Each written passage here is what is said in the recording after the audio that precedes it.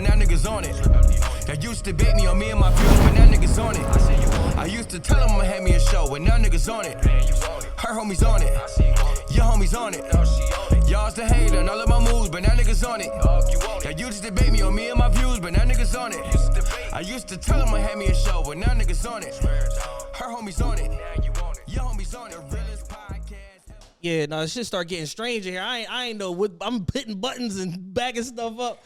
What up? What up? We back, realest podcast server. It's your boy C Diddy. Hey, I ain't know what was going on. I just see the nigga with some Zubas on, with some AO pants on outside the joint. He pointing and shit. You don't know nobody in here. I promise.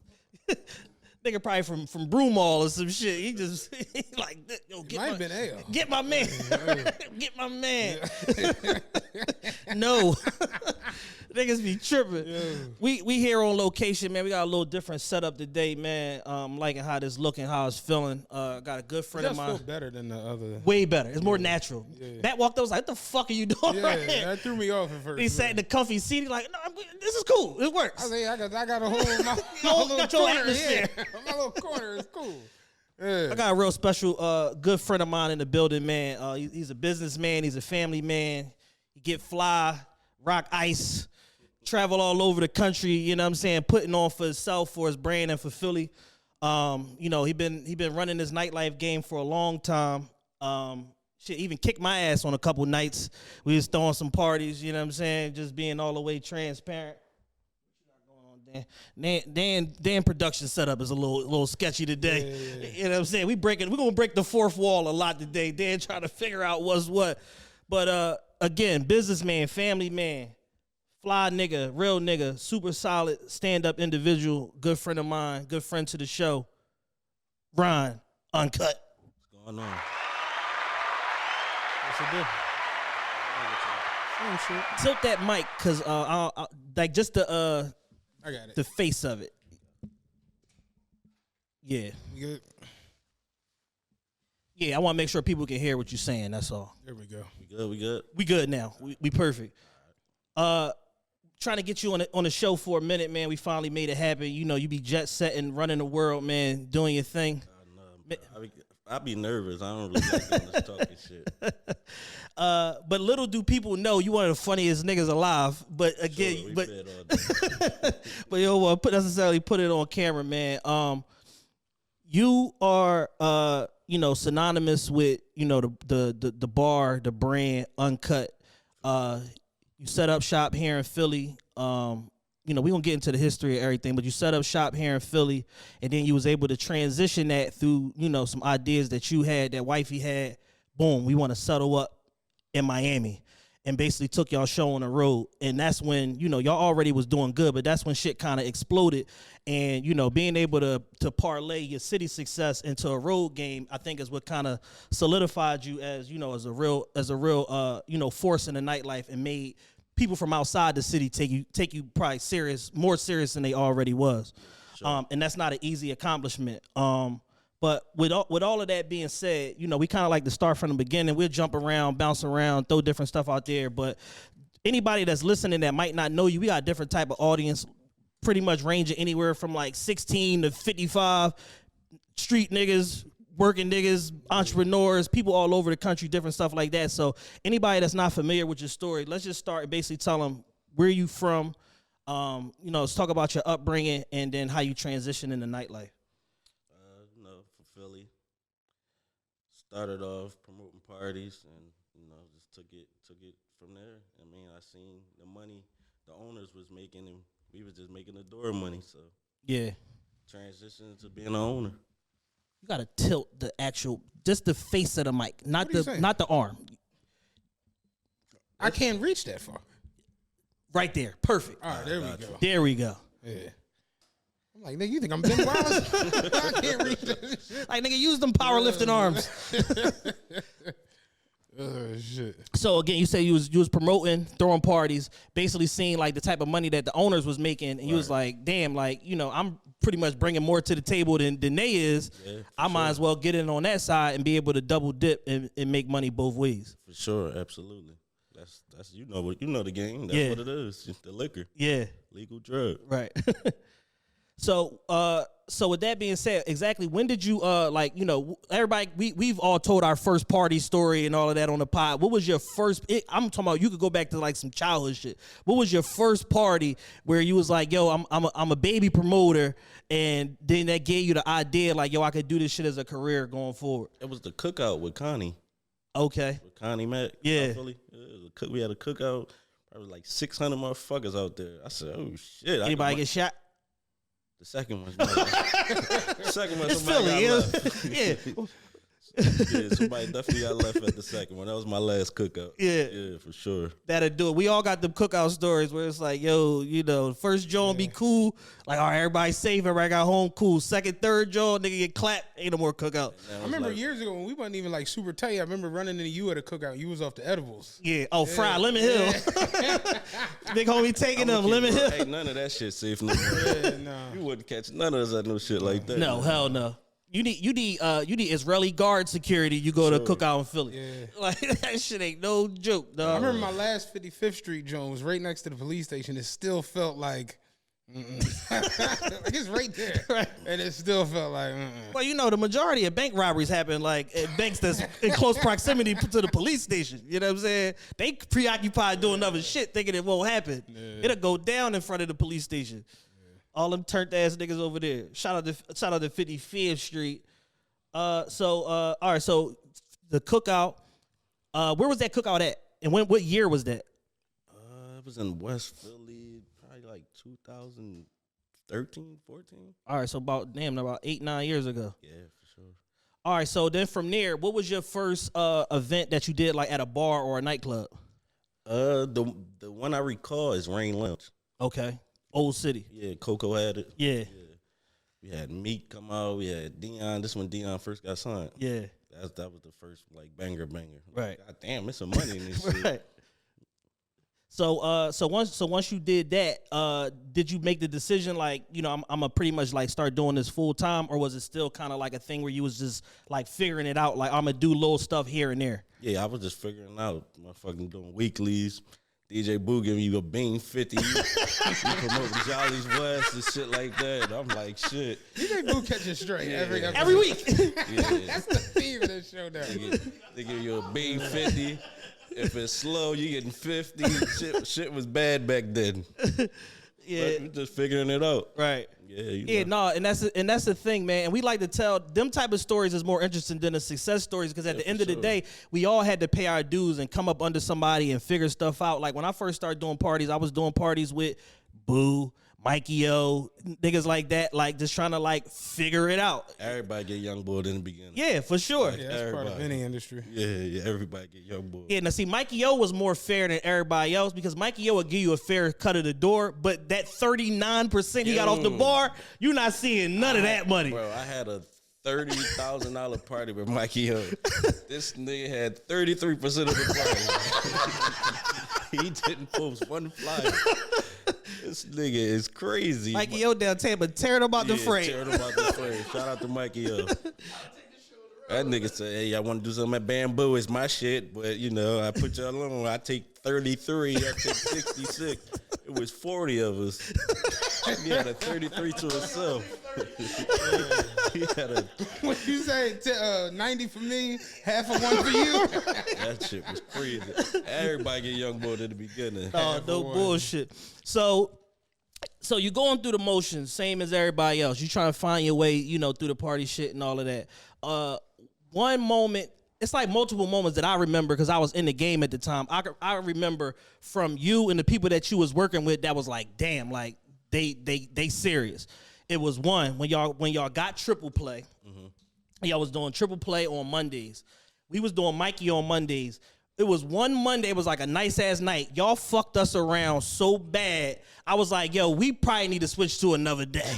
Like Meek had all the dirt bike niggas came to triple play. Yeah, when you at the other party. Yeah, you just watching like, man, they going in over there. Like that shit lit up. No, I'm saying like if they'd have looked up and see you at the party, you like, yeah, my fuck. Yo, you know what's crazy? That wasn't even triple play. That was rose. That was still rose. This before we even got rose and made it triple play. Yeah, no, we got beat bad that night. That's when we had fucking every host in the city. Niggas was like, what the fuck? It was a Monday night. Niggas had 77 flyers. We like, yo, we can't compete. Like, we don't know enough people. 23 hosts.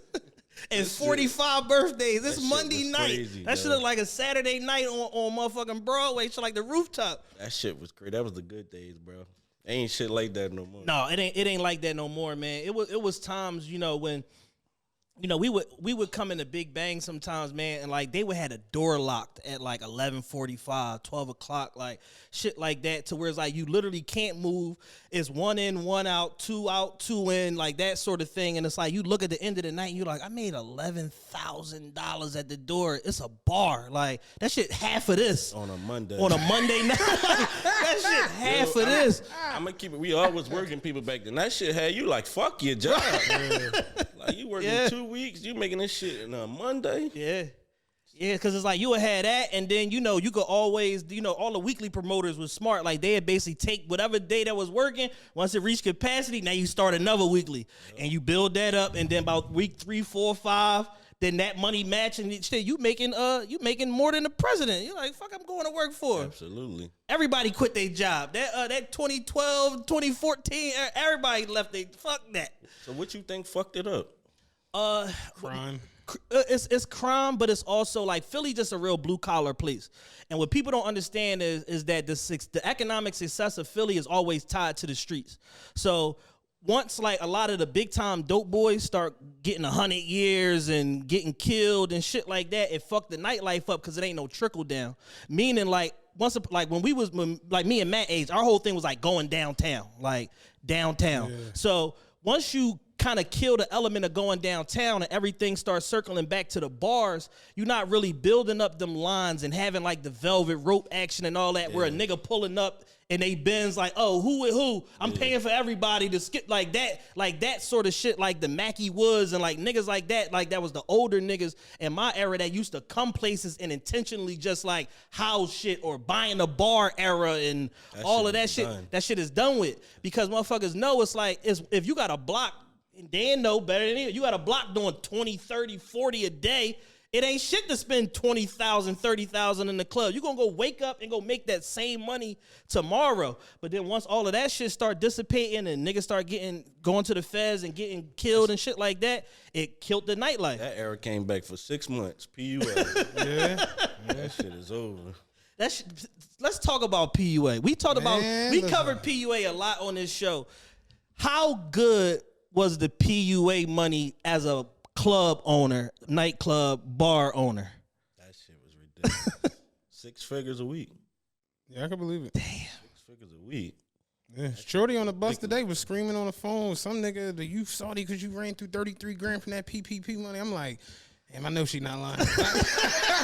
I'm salty for it. You can just hear her voice. I'm like, I know she ain't lying. Bro, everybody had money. Apparently, she spent $1,100 off the food stamp card. Niggas was coming in. Now he fucked up. They got a section. Well, fuck they section. We buy it for double. That shit used to, bro. Yeah. That shit. You can keep 1942. Oh, yeah. 42, Class Azul. They had a retail blackout on 1942 in Class Azul. Yeah. These motherfuckers was rich. I'm talking about rich. My only thing with PUA that I'm salty about for people is that nobody thought like, let me put like 7,500 to the side. Let me give my mom a dub so when shit go left, I got something to fall back on. Niggas literally balled till they falled. Like niggas went out every night and left it all on the floor like Kobe fighting a rape case. Bro, these niggas was the dirtiest wearers in the world. These niggas was rich. These niggas was literally rich. I remember going in peak PUA. I remember summer, was it 2020? Peak PUA. Peak PUA. I walk in Danny on a Wednesday. It's Wednesday, 11:45. He opened at noon. It's 800 niggas in here. Yeah.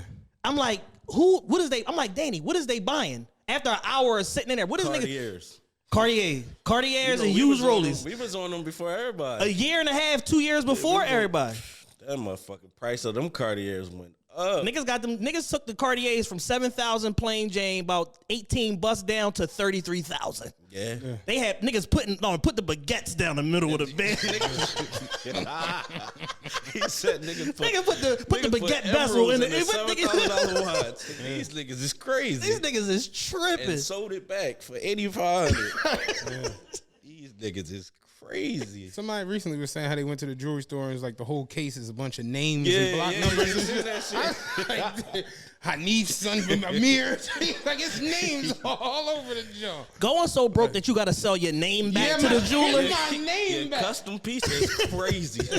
No, they know I'm named Matt. I don't need this shit. You know you getting 11 cents on the dollar for the custom piece. For the custom Yo, Matt. you go on Danny right now, bro. It's all these numbers, blocks, fucking rest in peace chains and shit like this. Yeah, shit like is where crazy. you from? 5th Street? I got a 55th Street joint. I just take up one of the fives off. Yeah. You write it. You in there?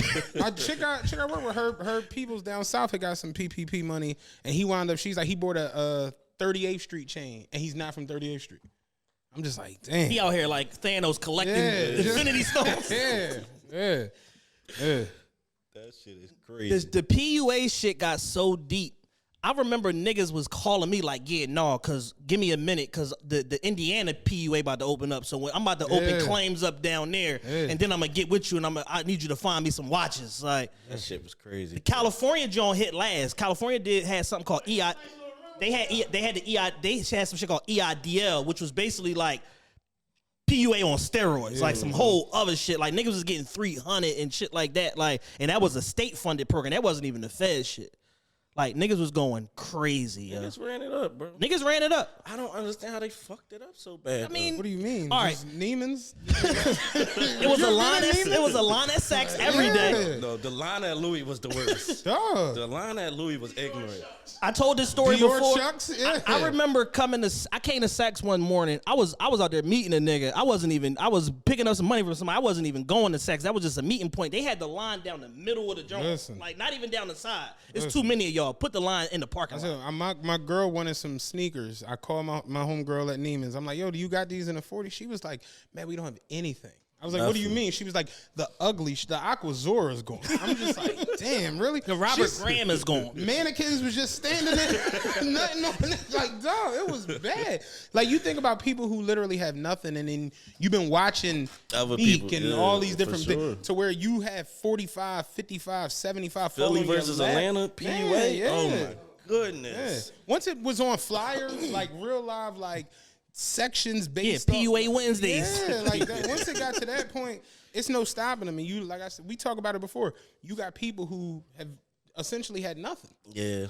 You know what I'm saying? Yeah. Like, think about Shorty on the bar screaming, 1,100, pussy on the food stamp card. I don't need your fucking food. That was everyday life. Yeah. Now you got 40. Yeah. Where's the Cartier at? Right. Yeah.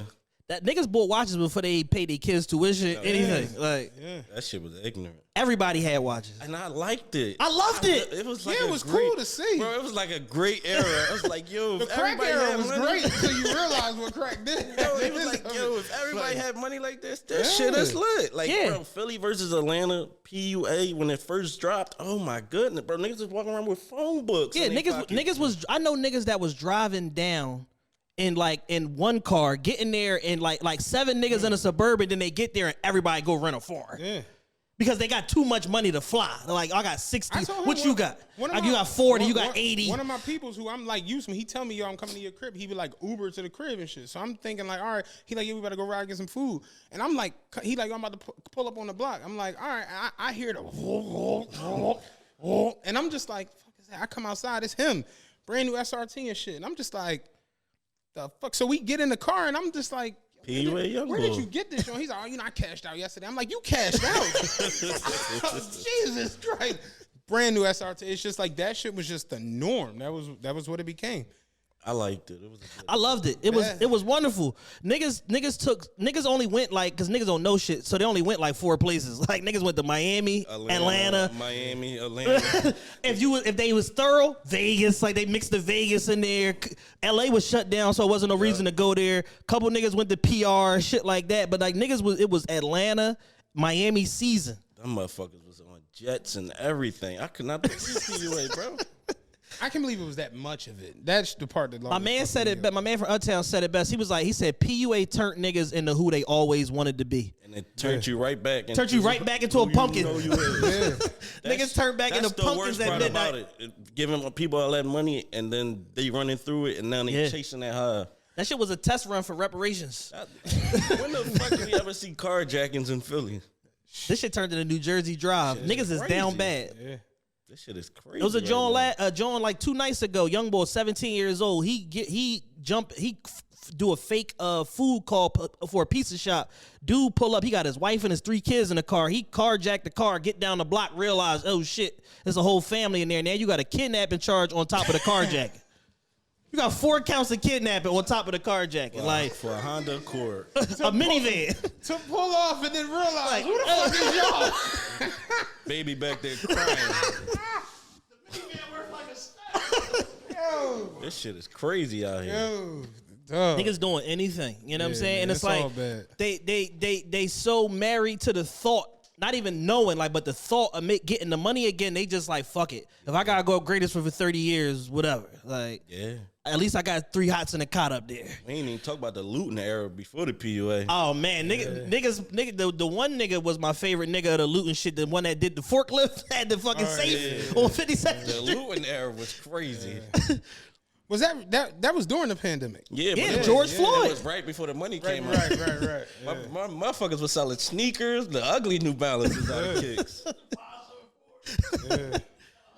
Yeah, the $59.99 Joe. Yeah, remember they took all the liquor out the liquor store. 327. They trying to sell the bar owners liquor. We can't even open. Yeah, how about it? Shit. They hit the Flight Club, the big joint out of LA and shit. Yeah, it was bad. You know what I'm saying? Yeah, they did round 2. They did all around 2s, joint of Virginia and the joint of LA. Did them dirty. They ain't do them dirty. They helped them the fuck out. Shit, when the Flight Club joint hit, it was a box laying in the street that said Jordan 1 UNC Off-White, Sky Blue. The box was just in the street in the article. Like, you know, they had like news camera took a picture. And I seen it. It said size 15. So me and Jules was like, because we was like, I guarantee them Jones pop up. Sure enough, 2 days later on the Bay, UNC, Jordan 1s. No box. No box. That's what it said in the description. Boy was like, yeah, I want 2,200. I wanted to message you so back. Pussy, these was free. Just give them to me for $1,200. Like, what the fuck? Like, yeah, man, that shit was a crazy little time period. Yeah. Damn. Good times. PUA. I loved It it. was great, man. The 30 for 30 is going to be nuts. Like, real shit. All right, so back to these questions. Yeah, because we went down We went down a whole rabbit hole. Do. That was great. So let me ask you this. In doing parties and being part of nightlife, at what point did you kind of start to realize, like, yo, this shit could, like, it's sustainable income and it could, like, unlock doors for me to where it's like, you're a celebrity now. You know what I'm saying? Like, you in celebrity company, people see you with important people and shit like that. People interested in you. You did an online course, all of that shit. So at what point did you start to see, like, yo, this shit might be able to, like, really take me somewhere if I stick with this shit? Moving to Miami. Yeah. What was it about Miami that kind of, like, stamped it for you, that let you know that was, like, that was a different ball game? Just all the people who would come through, like, on a constant, like, never, you don't book nobody. They just coming. Like, Yeah. they want to experience your vibe. Like, that's when I knew, like, damn, this shit real in Miami. Right. Yeah, you get the Jeezys, you get Shaqs, and every basketball player, every future, me. Yeah. Like, damn, this is like a little chill spot for people. Right. What do you think that y'all did in particular with Uncut in Miami that kind of made it to where it became a destination like that where motherfuckers felt like, I gotta go here? This the thing with Miami that is different now. Since I opened, it's different. But when I first got to Miami, you got to think. We used to go down there and be at Wet Willie's, Bruh. Voodoo, no black music, no black food. Yeah. So I was like, damn, you come down here and you put a little hookah lounge, a hip hop joint that's for us, good food, motherfuckers gonna fuck with it. And that's what happened. And then after that, you got so many other black hookah lounges that seemed like, cause motherfuckers was really asking me, like, how the hell did you get this spot? Yeah. And it became a thing like, yo, this shit is not as hard as people think it is. You can do it. Right. And now you got the Victories, you got the fucking Miles, you got all them type of things, all them type of places. Yeah. That's basically like the same thing that I got, black hookah lounge. Right. Damn. So what was probably like one big moment at Uncut that kind of like you was like, damn, like this shit real. Like I ain't going nowhere. This is it. Maybe like a $40-something thousand night. We don't never see no shit like that in Philly. Right? No, fuck no. Yeah, or a big celebrity coming through like Shaq or Jeezy or some type of night. Yeah. I think it's dope that you shouted the other ones out. You know what I'm saying? Yeah, Because in our Philly is real. You know, we always say, "No, this is mine's," and it's just like, it's enough money for everybody to do everything they want to do. I always learn when you like that competition shit. When you just focus on you, which is yours is yours. Right, Like nobody exactly. can. Nobody can't steal your customers. I can't steal their customers. Like, you get what I'm saying? They come in there for one reason. They come in here for another reason. Exactly. I go there. You get what I'm saying? Like, I don't want to sit in my spot all day. I go to everybody. You go everywhere. That's something smart that I think you did that's like underrated. I seen you do it, and then my man from Baltimore just moved down there. My man Cuz, he did the same shit. You went out and campaigned and shook hands and kissed babies and fucking put money on the wood everywhere you went. When I got to Miami, it probably cost me $100,000 just going out, putting DJ Uncut Miami. We wasn't even nowhere near open. We just coming out like this, with shirts and shit on, and just party and throwing money. Like, by the time I opened, I had a clientele already, just by going out. Same thing I did in Atlanta. I was in Atlanta 2 years before we opened. Just going out, new bartenders. You get what I'm saying? That's what you got to do. You can't just go to somebody's city, and think, oh, I'm open. They ain't gonna know who the fuck you is. You ain't that big. Yeah, straight up. Show some love, and they gonna return it. That's my thing, showing love. So what do you think in general, because I think you kind of separated yourself. The Miami move separated you from, not just people necessarily in your like promoter class or whatever, people that was like your contemporaries, but like from everybody, because you went and was able to do different shit on a national scale. Now you got Atlanta gonna be opening soon, right? Yeah, we finally got it, dog. You did a soft opening, other little administrative shit, boom, boom. Yeah. But it's like, what do you think separated you from everybody else, or what did you do different that everybody else didn't do? I just took a leap of faith and did it. You get what I'm saying? Yeah. I think everybody want to move somewhere, and then I think you just think it's too hard. And I just was in the mindset like, listen, I got this saved up. I got this amount of jewelry.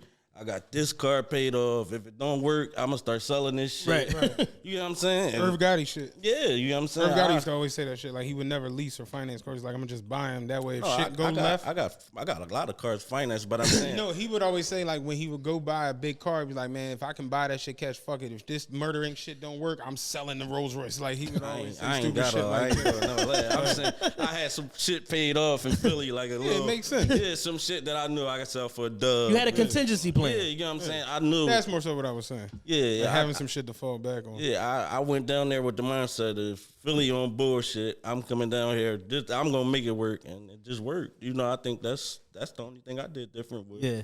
Made it work. Right.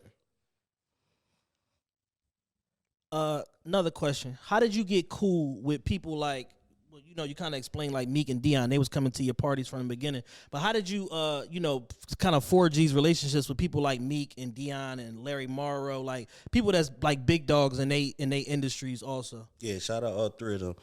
I mean, I think it's just like me just being me. Like, motherfuckers be around people or get around people and they want something.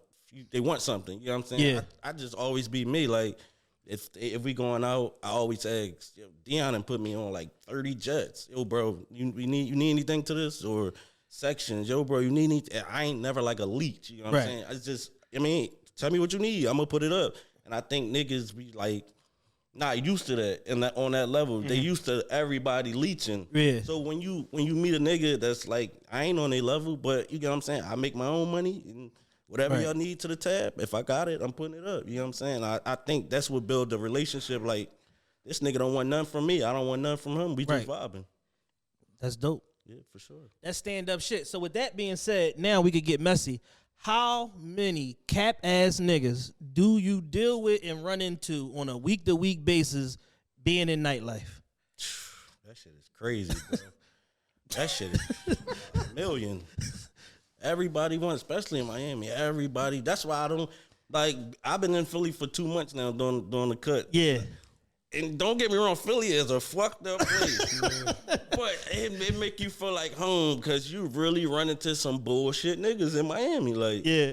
Oh, I'm Chris Brown manager, man. Let me get a bottle, nigga. Chris Brown on his way though, but bring the bottle out now. You gotta have a lot of balls. That's some ballsy shit. Bro, these niggas don't got no morals, no respect for themselves. I'm Chris Brown manager. He on the way. Bring the bottle now. These niggas don't got. You run into a million of them, bro. Man, Miami is a capped Got it hard city, to try bro. some shit like that. That's hilarious. Miami is a capped out ass city, bro. Yeah. These niggas be sleeping on the beach. Go ahead. Man, you run into a million fake Cubans a day. Miami is a different place, bro. So what do you think it is about Miami that attract like so much nonsense? I think motherfuckers go down there for a good time and end up stuck down there and form bullshit relationships with other bullshit niggas. Yeah. Like, that's what I think. Every bullshit person I know personally that went to Miami got stuck in Miami and just stayed in Miami. I'm just here now. These motherfuckers be in hostels, $13, $30 a night.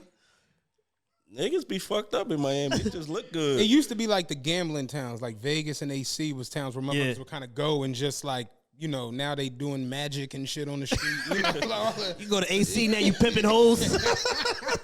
Like, damn, I didn't even know they had a whole stroll out I here. always wonder, like, what made this nigga want to be Michael Jackson in the corner? He ain't had no choice. and he know how to moonwalk. Real he shit. had Like, no choice. yeah, I remember seeing a nigga who I like knew from back in the day. He was doing like 3 Carmani and magic and shit in AC, and I was just like, yo, what the fuck? Like, no, really, motherfuckers would go there and get fucked Nigga up. went to the Trump Taj Mahal, lost his shirt. And the difference is in Miami, they don't do in Philly. Like, promoters run Miami. Yeah. You know what I'm saying? Like, Miami is the look. Like, a club would be full, and the club didn't make $3,000 because it's all promoters sections. You know what I'm saying? Yeah. They giving these promoters $40 bottles. To the bitches, the promoters is the It's niggas. lit. To us, we know they ain't give us no fucking money, but they shit. If you could walk down the beach with a bitch and put her in the section, you might got her the whole weekend. Now these niggas stand in the bitches room. Yeah. All bad. Yeah, I mean, I've been out in Miami several times, like, you know, with people that's in nightlife and promoters and shit like that, and they literally, the club owners rolled a red carpet out. Like, I remember being with Javi, with DJ Golden Boy one night. We was there, we was out for his birthday. We went from Story, 30 bottles. We went to Mr. Jones, 15 bottles. We went to 11 Miami, 10 more bottles and food and hookah, and they gave us food to go home with. Like, they rolled a red carpet out. It was like 7 a.m. I tapped out. He was still there till 10 a.m. I'm like, no, we gotta go home. But it's like they rolled a red carpet out. Like, they it's whatever you want. If you control any part of the nightlife out there, them motherfuckers can't wait for you. Oh yeah, you want to come over here? Come on. How many people you got with you? 35? Come on. Yeah. They don't care. Like, Philly, you can't get nothing. I told a story. We did the show with DJ A Boogie the other night. I was doing a party somewhere. I don't want to say where, but I had booked Emily B. This for my birthday party like years ago. Mm-hmm. They didn't want to give her a bottle of Moet Rosé. They gave her the regular, like, black label Moet. And that was the nasty John, like the shit that tastes like toilet water. Like, that shit was like brute, double brute. That shit was brute cologne in a Moet bottle. brute. Yeah, no, that Philly, I don't know why it's like that here. Because like you said, it's not a nightlife city. No, but it used to be. Like when Steve Brody and DS and all them was doing, it was going crazy. I never was in that era. I wish I was. I was young, so you was like middle school. Yeah. Like, but dog, that shit was like Steve Brody bringing 50 down here every week. Niggas was going crazy, like doing super big ass events. Lil Kim and Biggie at the Armory, like all kind of shit. That shit dead now. Dead. And think about like the way the economy was back then. The rap was still like really wasn't an industry yet. So a lot of motherfuckers like was just taking what they can get. Like I know niggas that got $5,000 was the pinnacle. Yeah, that was the rate. Like I know niggas that booked Jay-Z for $1,500 back in the day. OGs and shit. Yeah. $1,500. We booked Biggie at the Armory, $10,000 headline and concert. This shit bad out here. Now 42 Doug wants $60,000 to walk in a nightclub. Fuck the nightlife up. The money. Yeah, the money. Like, yeah, that is an interesting concept when you really think about it. Like artists getting 50, 100 grand just to show up to 30 a nightclub, minutes. right? So it's like, yeah, at that point, you really gotta charge $600 about like to make this shit back. And it's not that market in Philly. Nope. Oh, no, it's not even close. You can't overspend. And you also can't really like be too early on a motherfucker neither in Philly because you'll lose your shirt that way too. Like you go trying to chase a bargain on somebody early. All right, just give me 20,000 for little shoot shit up or whatever, and then it don't work. Yeah. And then you just out 20 and your name bad because you did a dumbass event. Yep. You double lose. You know what I'm saying? Or you could book Lil Baby for 220,000. And it looked cool, but you lost 150,000, like stuff like that. It looked good on Instagram. It looked great on the gram. It looked great on Instagram. That shit, there's no way somebody book Lil Baby and make their money in Philly. Yeah, it's impossible. Way. It's impossible. We don't even have enough sections. It might not be that much money in there, like just in general. We don't even have that many sections to even break even. Yeah, it's impossible. The economies is not right. But the thing is, it's like a city like New York. You can't do it there. It's 10 times more people. You can't do it there neither because they don't allow like no mega clubs and all of that shit. The last one they had was like Stage 48. So it's nowhere to even take these niggas. So if they do want to get booked, they cut their rate 70% to go out of New York. They be doing that shit in Miami too. Like Javi tell me all the time, oh yeah, no, the Miami rate is different. Like he giving nigga 15,000 in the Sprinter. You know why the Miami rate different? It's because motherfuckers a lot of them already be in Miami. Yep. Or coming to Miami for a good time. Yeah, so it's just picking up extra money. Yeah, it's like, extra I take this 50, it's gonna pay for my jet. Right. Like that type of shit. If ain't none of that in Philly, what Lil Wayne say, it's nothing to do here. Get me out of Philly. Yeah, it's literally nothing. You do the same shit every day. Yeah. The same shit. There's literally no clubs in Philly.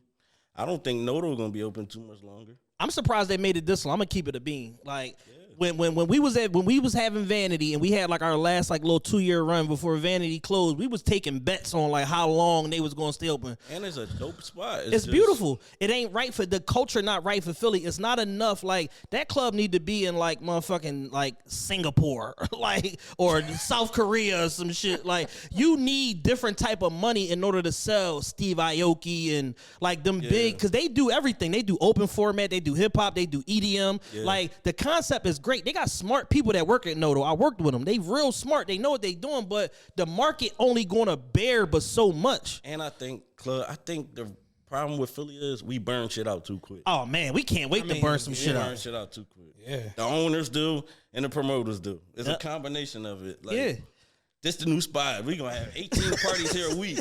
Yeah. Slow down. Yeah, don't nobody want to slow roll nothing. Slow down. Let's do it. This promoter versus this promoter. Yo, that shit be crazy. What's the slowest night? This promoter versus this promoter.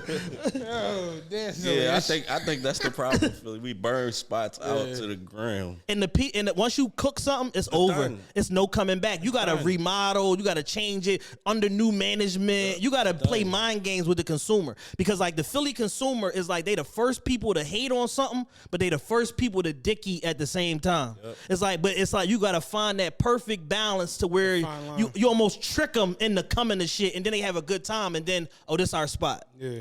To me, the last comfortable spot club wise was Vanity Green. Yep. To me, where was it? Like Noto's cool. I like Noto, but Noto parking kind of iffy. Vanity Green to me was the most like okay, they have a parking lot. Yeah, you can bring an artist here. It's cool. Yeah. To me, that was the last big. You could duck off. You could go up if it's a big event and the upstairs open, you could go upstairs and do your own thing, have your own party within a party, whatever. But for whatever reason, Philly people like to be on top of each other. Like, I don't understand that shit, yo. Like they not having a good time if it ain't sardines. Yeah, we like intimate shit. Yeah, like that. Like no, that shit wasn't popping. There was 900 people there. No, it's too spread out. Too spread out. Yeah. They like Studio 23 over Live.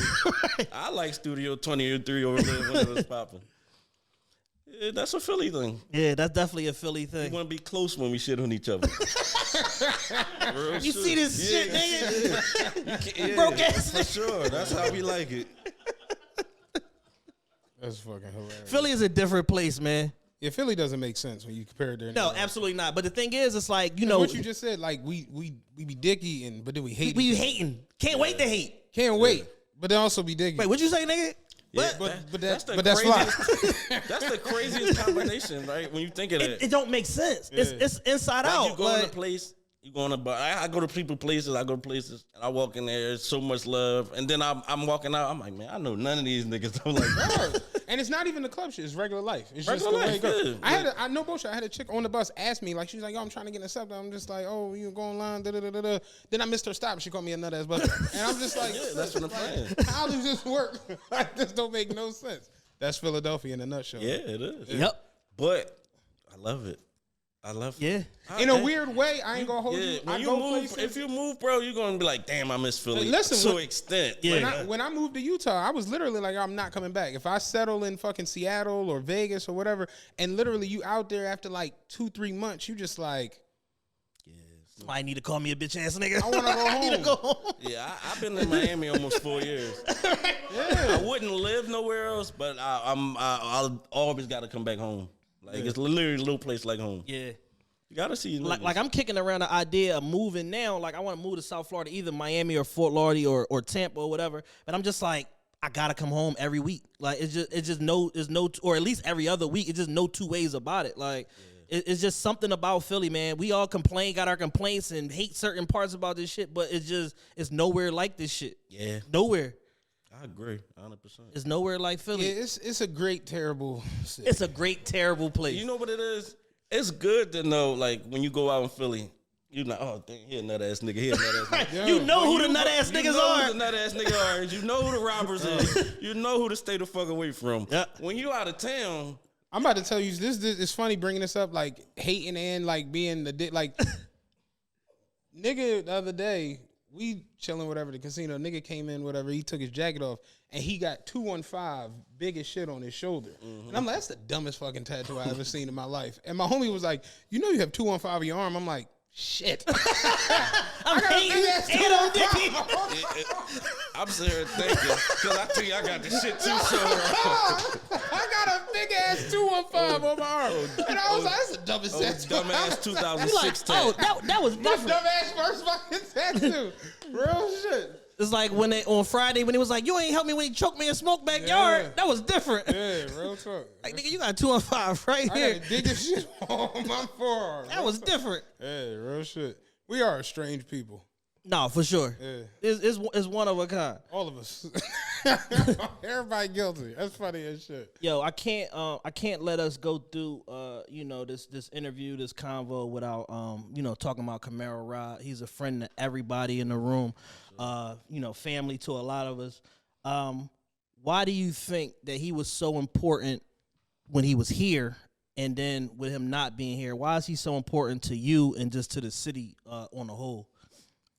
I mean, I believe it's who he was, the hustler in him, the genuineness in him, the family. He was a crazy family man. Like, Definitely. Ordered family cars, made sure all the family bills was paid. He showed you how to be a nigga, like a real nigga. You know what I'm saying? We think what a real nigga is. Right. But he showed you like, yo, this real nigga shit right here. This is what you supposed to do. You know what I'm saying? You supposed to make sure your mom cool. He did everything before he did for himself. He did for other people. You know Right. what I'm saying? That's why I think he was so important to everybody else. Even to me, he was super important to me from just putting me on this type of shit. You know what I'm saying? I wouldn't be where I'm at if I never met, Yeah. You know what I'm saying? He put me in the game. Yeah, Camaro Rob was a good dude, man. Yeah, for sure. Super solid, man. Good dude all the way around the board. Yeah, we had a real good conversation right before he passed. He pulled up to my crib and we was just like talking about like just shit. He was like, because he was super interested in the poker, like me playing poker. And we just had a long conversation about it. And he was just like, well, if you go to Vegas, I'm gonna put you in the World Series. I'm gonna put you in the. And I think that's why he was so good, because anything he seen somebody doing, if he wanted his hands in everything. Right. You know what I'm saying? It made you like, that nigga was a different type of hustler. Like, Yeah. when he first came to me with that hair shit, I was like, bro, I ain't selling no fucking hair.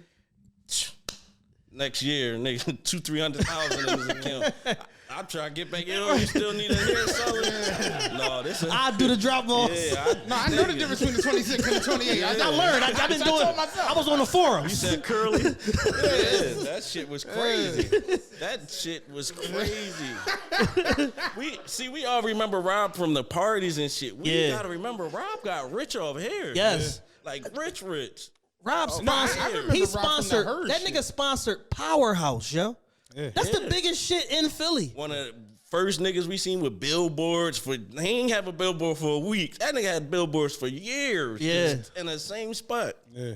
Yeah, no, he was the real deal. Scepter buses. Yeah. Yeah, he was different. Yeah, he was. Imagine if Rob was alive now, where this nigga would be a billionaire, bro. Right. It'd be Elon Musk. Right. Straight up. This nigga was ahead of everything, bro. Everything. Yeah. Yeah, he was ahead of everything. And he'll flat out tell you, like, all right, you'll come to him with something like, I don't really understand it, but I'm going to back your play. And like, that was the conversation we had. We was talking about the poker show. We talked for like 2 hours, and he just was like, I don't fully understand it, but you go to Vegas, I'm going to fuck around and pull up on you. I'm just like, all right. Like, you know what I'm saying? Like, that was him, though. And really would do it. Yeah, that like, was really how when it was. When we first was getting legal, man, that nigga made me fly to L.A. with him to go meet somebody to try to invest into the weed shit. Like that shit years ago, years ago. Imagine if that's what we would have did. damn. Weed is the shit right now. Yeah. Shit, Al Harrington had a pound on a court the other day. And Seen Detroit, that shit? courtside. He had a pound on the wood. Yeah, no, that weed big legal in Michigan. Michigan and Maryland, that shit big legal. Like Cali in the early 2000s, that shit different. Like, out they there. won't let you in the Sixers game with a purse. Let alone Like, hold on, put it up Dog, put they it up let my against girl- this shit. They sent my girl Gucci Joint back. I just take it back to the It's car. They wouldn't let that shit in the game. That nigga came in with a whole joint into the fucking game. Oh yeah, Detroit is crazy as shit. But yeah, rest in peace, Camaro Rob. He was a real good dude. He was super ahead of his time. Nah, Camaro Ride was that nigga, man. Overall, what would you say is your best party story going all the way back to the cookout to party you just had last week? What's your best party story in history? Best party story. Best party. Or funniest party story? Shit. Probably thinking you gonna flop. And the motherfucker, I remember I was said, what I had, I think it was Paint the City Black, the first one.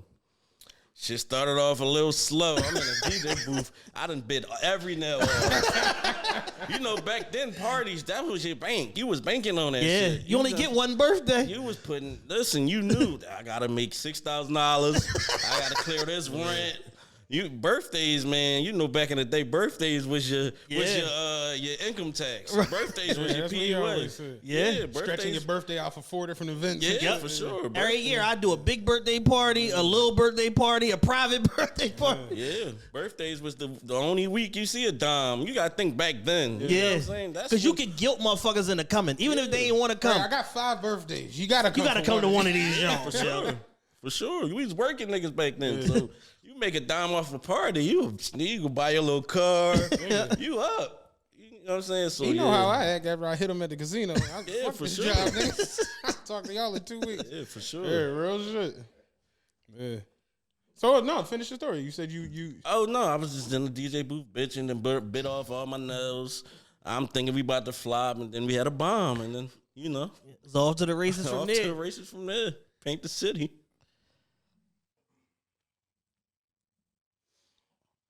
What else I got? Oh, it was another. All right, so I talked about the first party that y'all did that let me know y'all was serious. It was another joint y'all did. I think it was Paint the City White when y'all the bamboo party. Mm-hmm. And I- Mikey had 33% of that.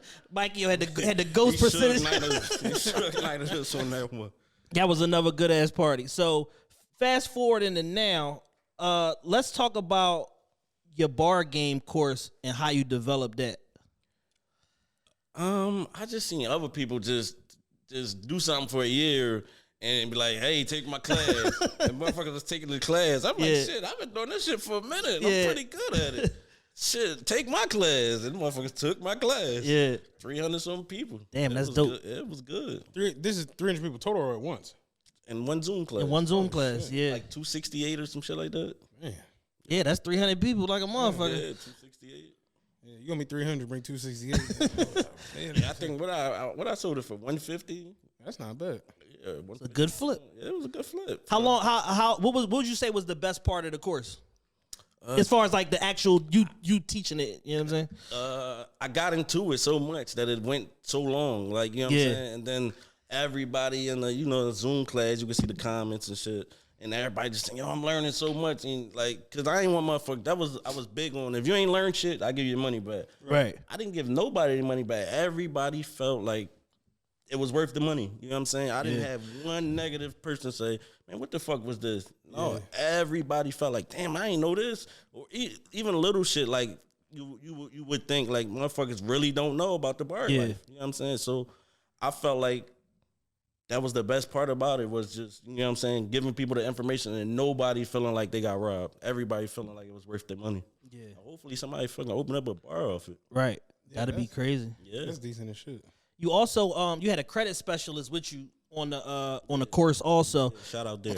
How did people feel about that? And then also how important is your credit when you trying to get into something like, the bar business?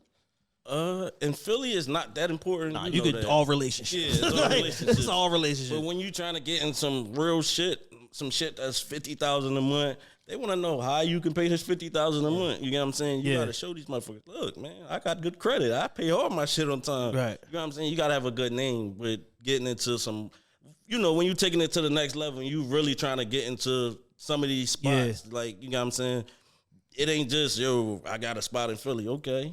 You got a spot in Philly. Yeah, that's cool. Everybody got a spot in Philly. What the fuck they got to do with this, buddy? We need to run your shit. So get credit is super important. Yeah. Super duper important. What type of feedback did you get from people, around the course?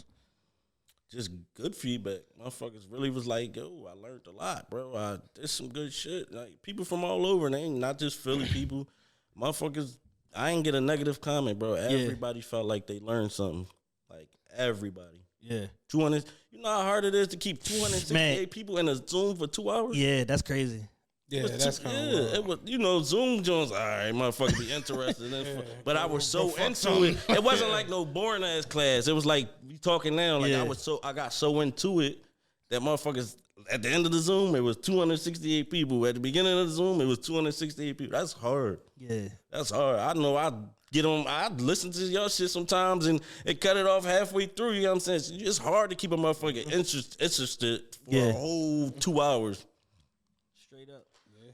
So with that being said, what's the future look like? For yourself and for your businesses, like the next year, next 5 years. What you got planned, and what are you gonna be doing out here?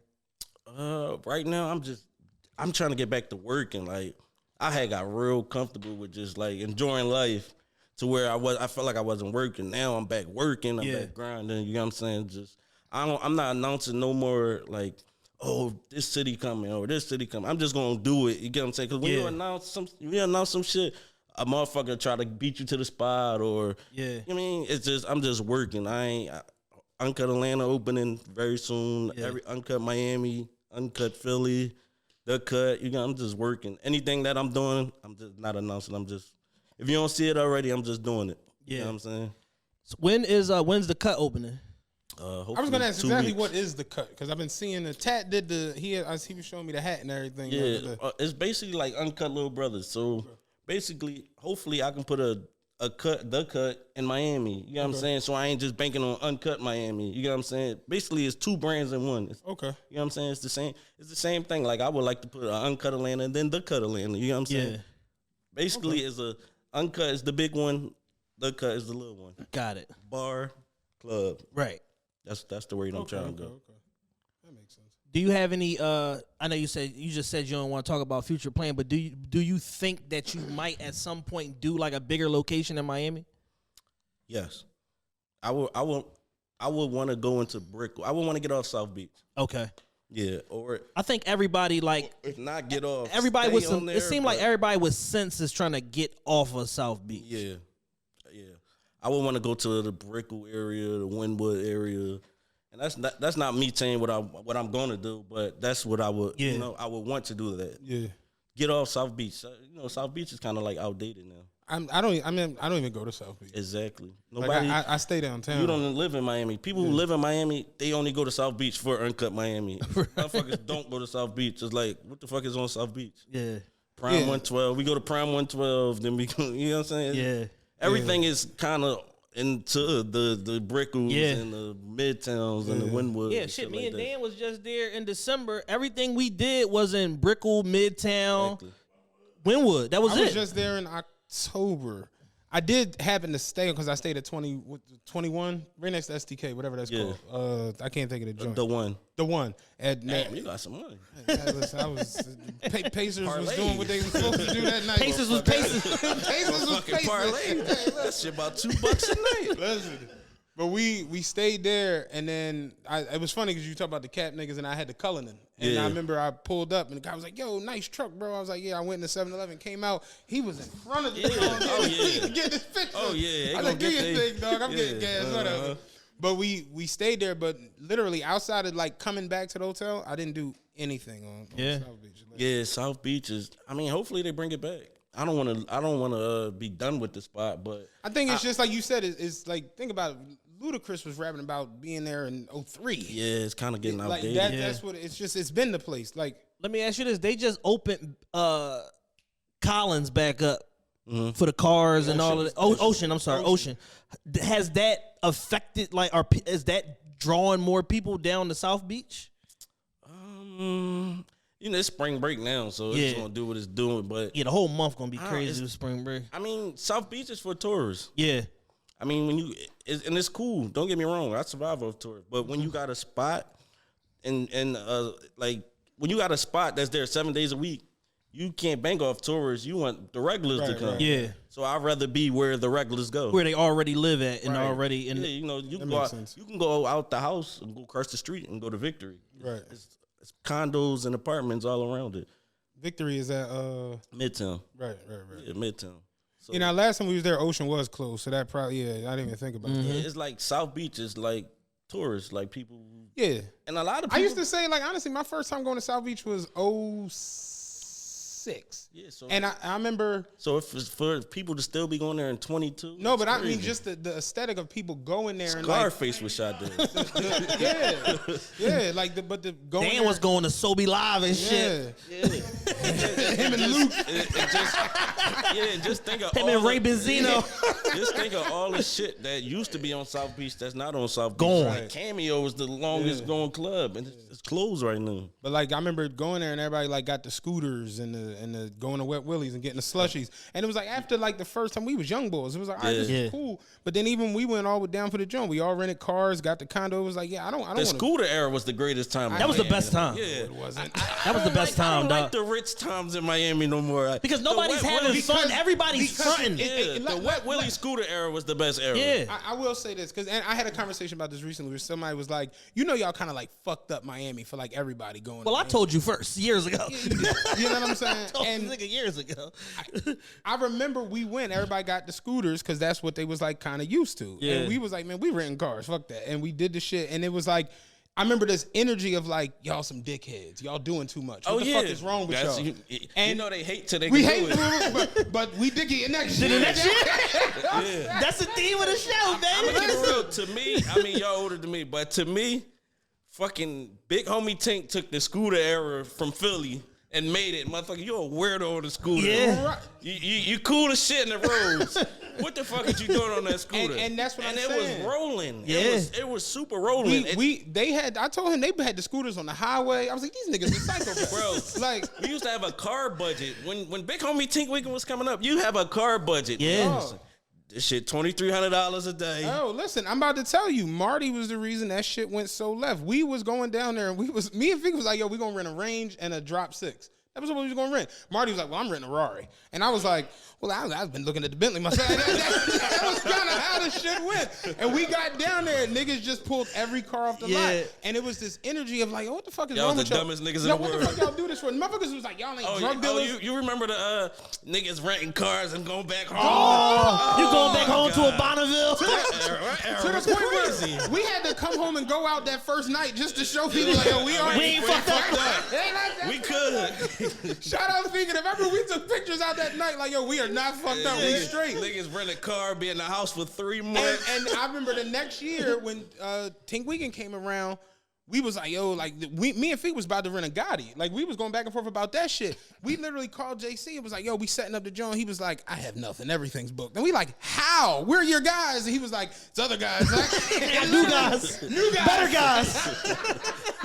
No haggle guys. 3,000 a day guys. Dumb guys. And he went to like maybe the third or fourth joint after that. I was like, yo, you're not gonna join. He was like, bro, niggas had the foreigns on the beach. I mean, to me, Yo, niggas was tripping, dog. Niggas brought the rolls on the sand. I was down there with Boo and my man Bun from Delaware. Yeah, that's Yo, niggas was like, yo, so where they don't have the poles at? I'm gonna pull a joint on the beach. Like, niggas was tripping. That shit completely changed up to the point where, like, my homie said that it was like, y'all fucked it up. Like, you can't even go down there and just chill, get your scooter, ride your bike. He's like, you gotta go get a fucking new vet or a fuck. He's like, dog, I'm watching you. Like, I went with my, mind you, when I went in October, we stayed at the one. And I was like, yo, like you say, we ain't spent $1,900 a night. I'm not fucking renting no fucking car down this motherfucker. Yo, so to you, was it a waste of money or was it experience? To me, it was an experience. The hotel is fly as shit.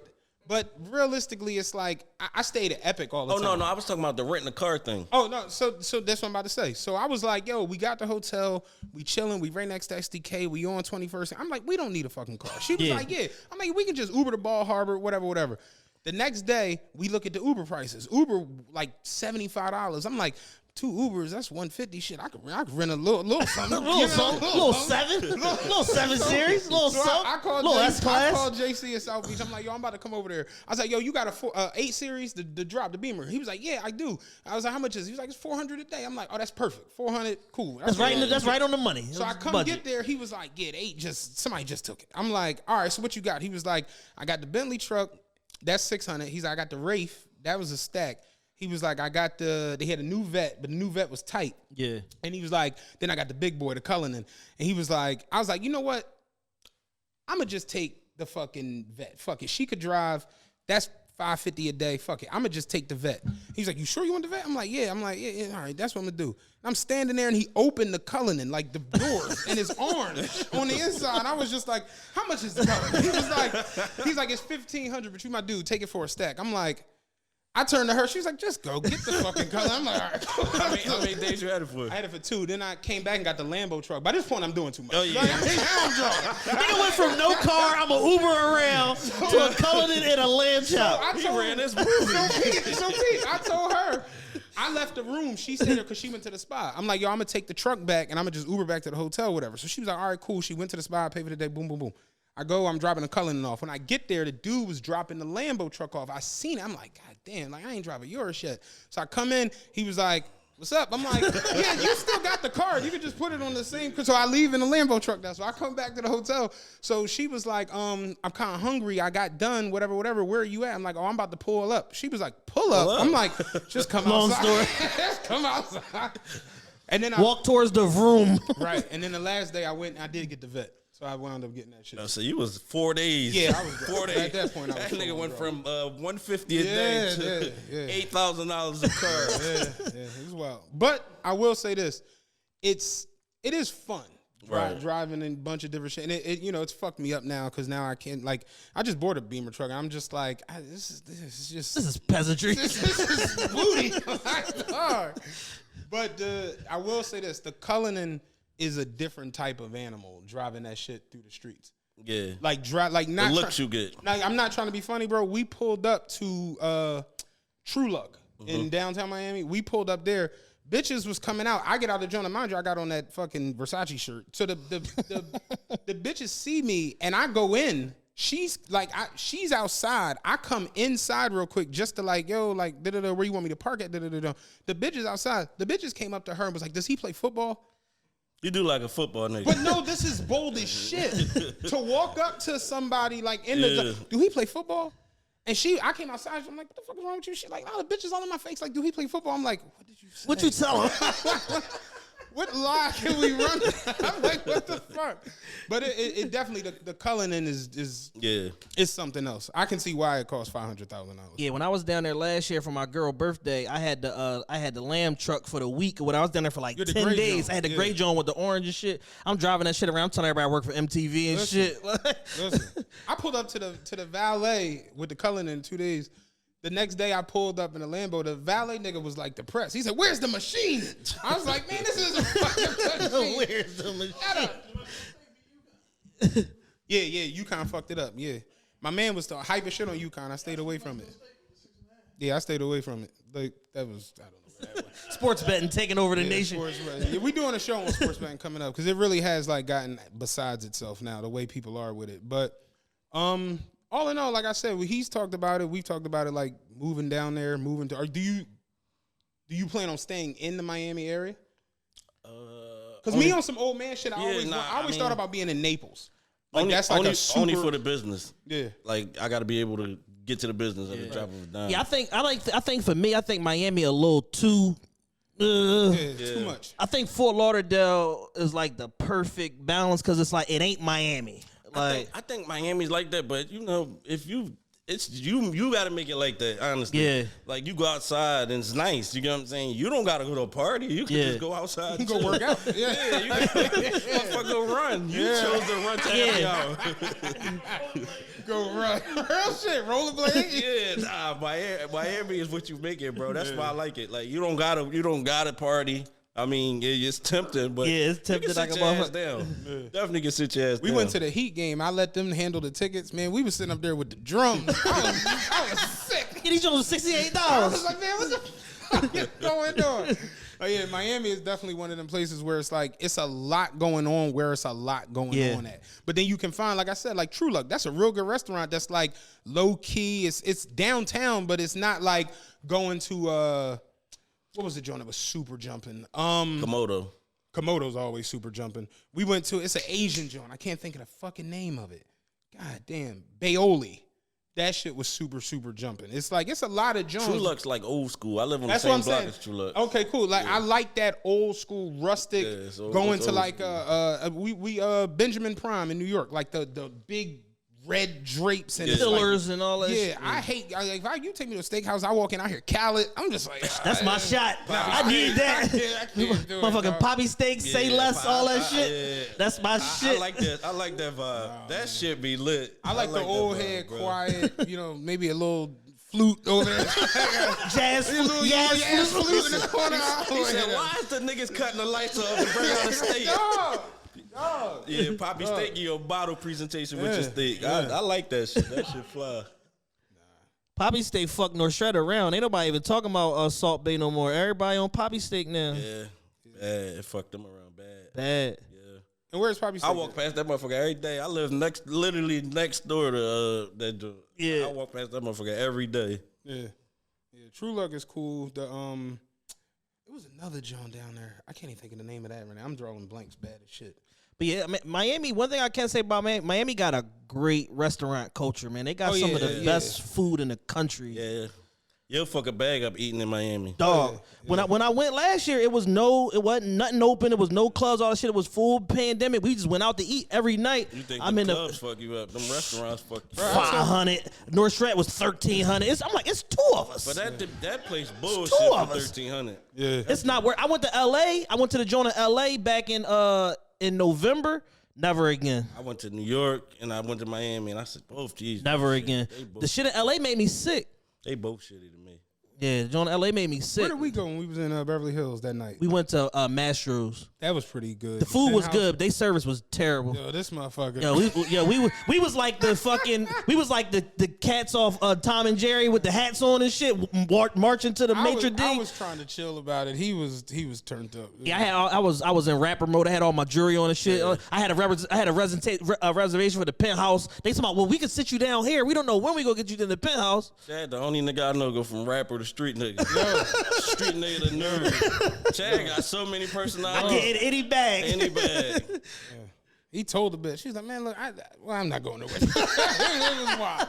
I'm just standing there. I'm just like, what the fuck is wrong with this? He looked like my enforcer. Yeah. Mind you, I'm dressed up because I thought I got on a Javinci Rottweiler shirt and like 10 chains on. This nigga like security. All fucking ridiculous. That was cool. The joint we went to at lunch. When I said you was coming in, Crustaceans. Crustaceans, that was real good. Yeah, John Legend and Chrissy Teigen was in there sitting across from me and shit. Matt was like, I didn't even know that was them. Yeah, because she had mentioned it. Yeah. She was like, did you see John Legend? I was like, that was Chad. She was like, no, nigga, on the other table. Because I see him in the crowd. I was like, that was Chad. She was like, no, the fuck, that was John Legend. I'm like, oh, shit, all right. But yeah, no, Miami is definitely a place where it's like, it's fun. You know, you can never get tired of. That's one thing I hate when people are like, damn, y'all going to Miami again? Yes. Man, yes, nigga. Yes. Forever, yes. Yes. Yes, Miami wanted it, but people don't understand. They take it for granted because it's looked at like it's a cheap trip. But it's Miami is like you said, Ron. It's what you make it. It's like Vegas. It could be a cheap trip, or it could be, or you could lose your shirt in Miami. I mean, think about it. You. I was about to say, you rent a scooter. The scooter is whatever it is. You go get a slushie. $13 a day. You get one of them big ass slut goblin drinks. You know what I'm saying? You drink one of the little Get some food color sliders. yeah. That shit is. You can go to Miami for $300, $400. Yeah. But you could also go there and you can stay at. You know what was the joint? Remember we was going back and forth about the hotels. The Faena. Not the Faena, the other one. What was the other one? It was in Brickell. I forget the name of that. Was it shit. Edition? Was it Edition? Like you can go there and you can spend $1,400, $1,500 on a room. You know what I'm saying? Like that's just what it is. Faena elite. Yeah, and you got to stay there for at least 5 days. You got to stay for at least 5 days too. Yeah. So it's like you can go there and spend $3,000 on the hotel. You can go there and spend $8,000 on rental cars. You know what I'm saying? On fucking stupid. Like it's just what it is. It's like Vegas. You can go to Vegas and you can, dance. You can go do the Michael Jackson shit for 4 days. He'll pick you up some money. Or you can go there and you can fucking gamble. You can watch shows. It's just what it is. Yeah. Me personally, though, I just think Miami is just always, it's cool. It's just a cool place to just, I told him, like you was just talking about the food shit. I went to Memphis last week. I had a pulled pork omelet and deep fried French toast. I gotta get the fuck out of here. I'm gonna die from hypertension. This is drawing. But like Miami is just the Cuban and the Dominican and all of that shit influencing the food. It's just a cool, dope ass place. So it's like I don't understand. It's one of the best cities in the world, not just America. This is one of the best cities in the world. Miami might be top 3 or 4. Yes, I agree. Like that I've been to. I just went to Barcelona. That shit was trash. Miami, me. Yeah, as far as weather, food, everything, people, cars, motherfuckers, everybody look rich. Nobody, Bro, I was down there in October. I'm like, yo, everybody got their body done. Oh, yeah. I am without a shadow of doubt the fattest, and I'm not even that fat no more. I'm the fattest nigga in Miami. Everybody like this shit is just the norm down that motherfucker. Yeah, these motherfuckers work out all day. Yeah, and buy bodies. And buy on top of working out. Yeah, they get bodies out and teeth out in Miami on every corner. Oh yeah, that shit is crazy. So it's just a cool place. Yeah, for sure. Anything else you want to plug? Shout out anybody you want to shout out? We got Ronnie Ron in the building, my nigga. Ronnie Ron, loyal TRPE listener, one of the best promoters in the city. Just shout out to everybody that's doing their thing and not hating. You mean all 10 of you. Yeah. Shit, shout out y'all, man. Real shit, all 7 of y'all. Yeah, just shout out to everybody that ain't hating, everybody that's just supporting people, doing shit like this. Good conversation with some good niggas. Yeah, for sure. You don't get this everywhere. It was funny because at the Laker game, I seen him in the club in the back. He came up, he's like, "Yo, where Chad?" I'm like, "I have no clue." He's like, "This is the night every nigga's out." I'm like, "Yeah, Chad." I stay away from the nigga nights. Are they giving out floor seats for the Sixers? Dog. No, they aren't. Dog. Listen, we gotta talk about. We gotta unpack this for you leave, yo. Oh, This shit is crazy. They giving them out. They gotta be giving them out. Bitches got season tickets, dog. Like you gotta be giving them bitches out. must got half season tickets, dog. From January. I'm gonna keep it a buck with you. And I'm going to a lot of games this year. They aren't crazy expensive. And I'm gonna tell you what a lot of these motherfuckers do. They really don't they don't sit on the wood and they don't sit AA row. Right. So you got BB and then you got CC row. Yeah. You can sit CC for $200 on some nights. Yeah. So when I see it, I'm not hating. Yeah, he ain't lying. My man just did some. He showed me some shit the other day. This nigga, the Brooklyn shit, the Brooklyn versus Sixers. Yeah, show. I'm trying. My man got season tickets. My man all got season tickets. AA. He sells his as soon as Ben Simmons get traded. His shit already sold 25. I'm like, God damn, bro, I want to go to the game. Boom. So day of, I'm trying to find floor seats like you. Certain niggas, we gotta be AAs or BBs. Yeah, got to. CC, you feel like you're in on I'm the not floor. even BB in it no more. I've reached I'm that AA floor. or on the floor, dog. My man say, yo, he said, I'm going to the game. He said the floor seats gonna drop down to like 600 right before the game. He said, I do it all the time. Man, 7:30, this nigga, after I already cashed out $2 on my ticket, he showed me a fucking BB for $600. I'm about to tell you. I told him and our man Kev, I'm like, once the tip-off happens, that ticket is absolutely useless for somebody who wants to sell it. So the reality is a lot of those people who get season tickets are actual sellers. Yeah, they don't go to the games. Right. They get them to broker to sell tickets. So if you got somebody like yourself, like you might be a season ticket holder where you want to go to the game. Right. Like the game is your thing. Like Klein from Klein Inspector, he's always the fuck there. He sits right next to the scores table. Old white dude. He's not coming on. Like he's there. You're not getting them Jones. Right. But then there are a lot of people like the boy who gave Westbrook the middle finger. He has 8 seats down on the wood. Yeah. You know what I'm saying? Murph. So he's selling them Jones. So it's like, yo, if I sell this ticket and I put it up for $2,000, nobody buy it. 1 o'clock in the afternoon, yo, the ticket's $1,700. 3 o'clock in the afternoon, yo, this joint $1,100. Yeah. By 6:30, if don't nobody buy that ticket, you essentially made no money. So it's like by game time, nigga, you can get an AA ticket for $400. Motherfucker already be in the parking lot. Right? In the parking lot, real shit. Yeah. That's how it be. So what? And then they, you know, not hating. A lot of these motherfuckers really they get a CC ticket and you know they go stand on the. CC still respectable. It's cool. You know, honestly, being. As long as they got a letter on it. Once I said AA at Staples, I'm toast. Like, I can't do that. We literally looking at Wood Jones for Staples. I'm just like, yo, fuck it, I'm treating myself to it. I want to do it. It's like I've just been. How much is it? 12,000. Yeah. Nah, the Lakers too ass for that. No, not this Lakers team. No, they got to do some rebuilding. 1,200. Niggas gotta get BI back or something. Niggas gotta get D'Angelo back or something. All them niggas old. Yeah, but we was talking about it next mad year. as shit they all sit out. But shit, the LeBron sat out this year for the Lakers joint. Yeah, and I know. My man just went to San Antonio. He sat out there too. And he was like, the people down there pissed. LeBron has sat out 4 straight games in San Antonio. That nigga boycotting the state of Texas. Like, yo, what the fuck did we do to you? Why do you not want to play? LeBron has not played there 4 times in a row. Craziest shit ever. But like I said, people will get the tickets and then they'll just stand on the wood, show themselves next to the goalpost, whatever. And it's just like, yo, it's like, I'm not hating on no ticket. I just know I'm not sitting up there. Yeah. That's just me. Yeah, I'm not doing it. I'm nearsighted. I got a 75-inch Ultra HD television. I'll watch at home before I do that shit. I only said the thing about the floor seats because the back is crazy. The back is crazy. The back is like a club now. Yeah, and they redid that shit. That shit is it's popping. I don't know if y'all when it was the Lexus Lounge. Yeah, it was nothing like that. No, that shit is hood now. That shit is the trap. They slide. They know the bartenders. They slide a bitch of dub to drink all night. That shit is crazy back there. Like it's crazy because it's like it's people in there that ain't even really on the game jump. Yeah, no, I'm just here. Yeah. Oh yeah, nigga screenshot somebody's ticket. No. I'm saying like all like the I'm trying to be political. The influencers, the vagina merchants. all like they it's bitches there. They don't even know who's playing. They don't give a fuck. They think they're a hockey game. Yeah, they just.